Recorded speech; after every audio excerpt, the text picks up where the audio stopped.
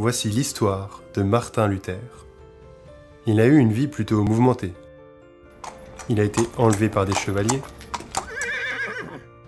vécu caché dans un château, et aida des bonnes sœurs à s'échapper d'un monastère en les cachant dans des tonneaux.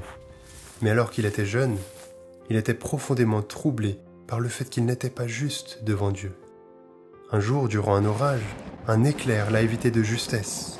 Il pensait que son heure avait sonné. Il a demandé l'aide d'un saint, criant avec force « Sauve-moi, et je me ferai moine !»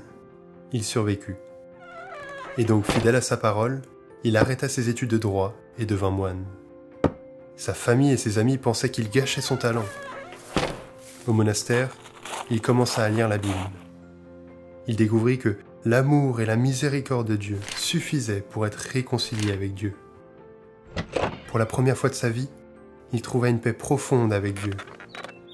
Luther fut invité en tant que professeur à l'université de Wittenberg. Il y enseigna à travers les livres de la Bible, et ses leçons étaient populaires, même les gens du peuple venaient l'écouter.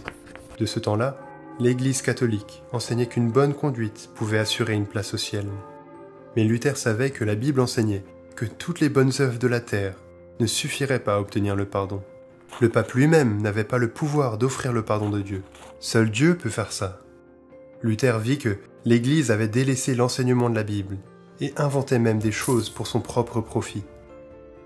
Il décida qu'il était de son devoir d'enseigner contre ces fausses idées.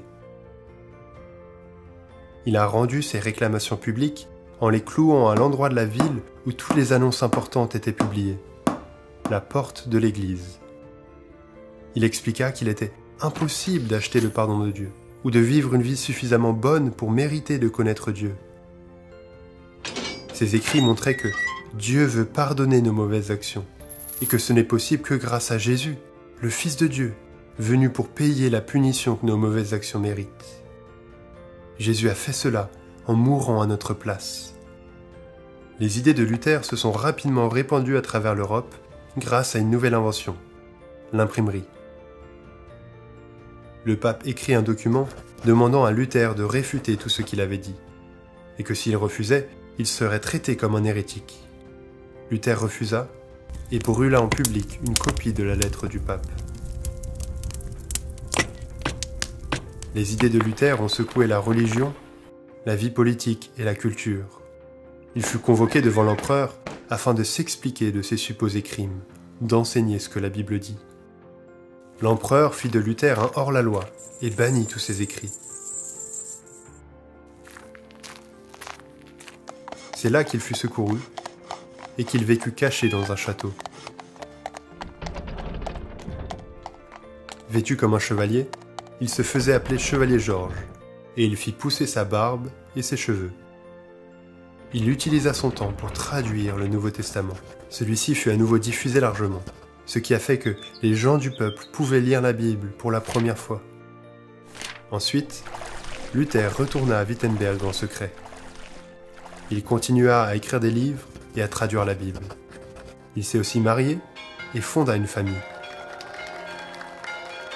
L'Europe était dans l'effervescence à cause du message de Luther à propos de la Bible. Aujourd'hui, 500 ans plus tard, les vérités de la Bible que Luther a connues continuent d'impacter des millions de personnes. Des gens qui ont connu Dieu personnellement, connaissant la paix et le pardon que Jésus nous offre. Le pardon que Luther a trouvé est encore d'actualité aujourd'hui. Nous pouvons tous être en bonne relation avec Dieu grâce à un homme, le Seigneur Jésus-Christ.